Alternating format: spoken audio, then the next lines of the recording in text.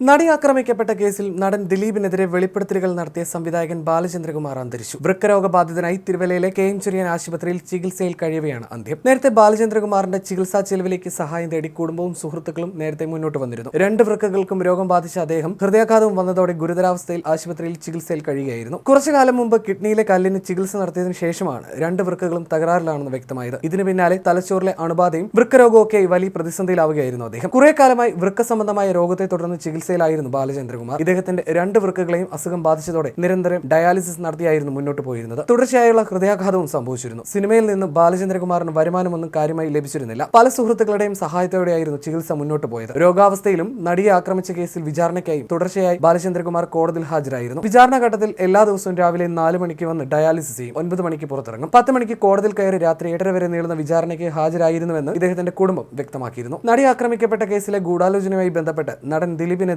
നിരവധി വെളിപ്പെടുത്തലുകൾ നടത്തിയിട്ടുള്ള ബാലചന്ദ്രകുമാർ നീതിക്ക് വേണ്ടി രോഗകാലത്തും കോടതിയിൽ ഹാജരാകുകയും സാക്ഷിമൊഴി നൽകുകയും ചെയ്തിരുന്നു.